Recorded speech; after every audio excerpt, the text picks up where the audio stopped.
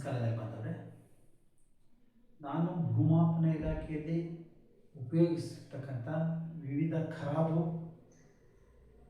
ಮತ್ತು ಚಿಹ್ನೆಗಳ ಬಗ್ಗೆ ತಿಳಿಸ್ತಾ ಇದ್ದೆ. ಇವತ್ತಿನ ದಿವಸ ನಾನು ಸ್ಮಶಾನದ ಬಗ್ಗೆ ತಿಳಿಸ್ಕೊಡ್ತೀನಿ. ಇದು ಕಾಯ್ದಿರಿಸಿದ ಖರಾಬಾಗಿರುತ್ತೆ. ಯಾವುದೇ ಒಂದು ಊರು ಅಥವಾ ಗ್ರಾಮ ಠಾಣ ತಗೊಂಡ್ರೆ ಗ್ರಾಮ ಠಾಣದಿಂದ ಸ್ವಲ್ಪ ದೂರದಲ್ಲಿ ಸ್ಮಶಾನವನ್ನು ಗುರುತಿಸಿರ್ತಾರೆ. ಇದು ನಕಾಶೆಯಂತೆ ಇರತಕ್ಕಂಥ ಒಂದು ಸ್ಮಶಾನ ಸರ್ವೆ ನಂಬರ್ 18 ಆಗಿರುತ್ತೆ. ಹುಟ್ಟಿದ ಮನುಷ್ಯ ಸಾಯಬೇಕು, ಹುಟ್ಟು ಖಚಿತ ಸಾವು ನಿಶ್ಚಿತ ಅಂತಾರೆ. ಮೊದಲೆಲ್ಲ ಮಹಾಮಾರಿಗಳ ಆಗಿರ್ತಕ್ಕಂಥ ಪ್ಲೇಗ್, ಕಾಲರಾಗಳಿಗೆ ಸಾವುಗಳು ಹೆಚ್ಚಾಗ್ತಾ ಇತ್ತು. ಸಾವಿರಾರು ಜನ ಒಮ್ಮೆಲೇ ಹಸುನಿಗ್ತಾ ಇದ್ರು. ಇದಕ್ಕೆ ಕಾರಣ ಕಾಯಿಲೆ ಬಗ್ಗೆ ಅಷ್ಟಾಗಿ ಸಂಶೋಧನೆಯೂ ಆಗಿರಲಿಲ್ಲ, ಔಷಧಿನೂ ಕಂಡಿರ್ತಿರಲಿಲ್ಲ. ಸಣ್ಣ ಪುಟ್ಟ ಕಾಯಿಲೆಗಳಿಗೆ ನಾಟಿ ವೈದ್ಯರ ಬಳಿಗೆ ಹೋಗ್ತಾ ಇದ್ರು, ನಾಶಿ ಔಷಧಿಯನ್ನು ಪಡಿತಾ ಇದ್ರು. ಸಾಂಕ್ರಾಮಿಕ ರೋಗ ಬಂದಾಗ ಇತ್ತೀಚೆಗೆ ಕೋವಿಡ್ನಿಂದಾಗಿ ಸಾಕಷ್ಟು ಜನರ ಮೃತಪಟ್ಟಿರೋದನ್ನು ತಾವು ಕಾಣಬಹುದಾಗಿದೆ.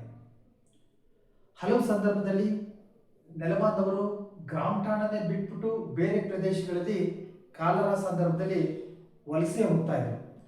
ಇಂತಹ ಗ್ರಾಮ ಠಾಣಗಳನ್ನು ಈಗಲೂ ನಾವು ಸ್ಥಳದಲ್ಲಿ ನೋಡ್ಬೋದಾಗಿದೆ ಹಾಗೂ ನಕಾಶೆಯಲ್ಲೂ ಸಹ ಕಾಣಬಹುದಾಗಿದೆ. ಸ್ಥಳದಲ್ಲಿಯೂ ಸಹ ಅಲ್ಲಿ ಯಾವುದೇ ವಸತಿ ಇರೋದಿಲ್ಲ. ಸಾಂಕ್ರಾಮಿಕ ರೋಗಕ್ಕೆ ತುತ್ತಾಗಿರ್ತಕ್ಕಂಥ ಜನರನ್ನ ಸಾಮೂಹಿಕವಾಗಿ ಸುಡ್ತಾ ಇದ್ರು. ಇಲ್ಲ ಅಂತಂದರೆ ಆಳವಾದ ಗುಂಡಿ ತೆಗೆದು ಹೂಳ್ತಾ ಆಗ್ತಾ ಇದ್ರು. ಮೂಲ ಭೂಮಾಪನ ಸಮಯದಲ್ಲಿ ಇಂತಹ ಸರ್ವೆ ನಂಬರ್ಗಳನ್ನು ನೀಡಿ ದಾಖಲೆಗಳನ್ನು ತಯಾರು ಮಾಡಿದ್ದಾರೆ.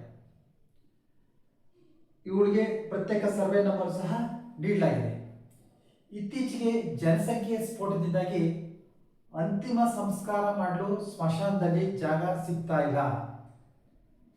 ಇದರಿಂದಾಗಿ ವಿದ್ಯುಚ್ಛಿತಾಗಾರಗಳನ್ನು ನಿರ್ಮಿಸಲಾಗಿದೆ. ಕೋವಿಡ್ ನಂತರ ಎಚ್ಚೆತ್ತಕ್ಕಂಥ ಸರ್ಕಾರ ಸರ್ಕಾರಿ ಜಮೀನುಗಳನ್ನು ಜಾಗವನ್ನು ಹುಡುಕಿ ಸ್ಮಶಾನಕ್ಕಾಗಿ ಜಾಗವನ್ನು ಕಾಯ್ದಿರಿಸ್ತಾ ಇದೆ. ವಿವಿಧ ಕೋಮುಗಳ ಜನರು ಒಟ್ಟಿಗೆ ವಾಸವಾಗಿದ್ದರೂ ಸಹ ಅಂತಿಮ ವಿಧಿವಿಧಾನಗಳನ್ನು ನಡೆಸಲು ಪ್ರತ್ಯೇಕ ಸ್ಮಶಾನಗಳನ್ನು ಇರ್ತಕ್ಕಂಥದ್ದನ್ನು ತಾವು ಕಾಣಬಹುದಾಗಿದೆ. ಇತ್ತೀಚೆಗೆ ಅಂಗದಾನದ ಬಗ್ಗೆ ಸಾರ್ವಜನಿಕರಲ್ಲಿ ಅರಿವು ಮೂಡ್ತಾ ಇದೆ.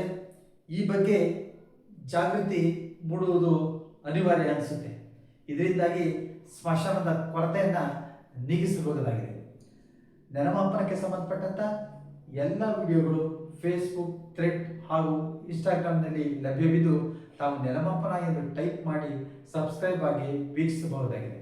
ಮುಂದಿನ ಸಂಚಿಕೆಯಲ್ಲಿ ಮುಂದಿನ ಒಂದು ಖರಾಬ್ ಬಗ್ಗೆ ನಾನು ತಿಳಿಸ್ಕೊಡ್ತೀನಿ. ಅಲ್ಲಿವರೆಗೂ ನಮಸ್ಕಾರ.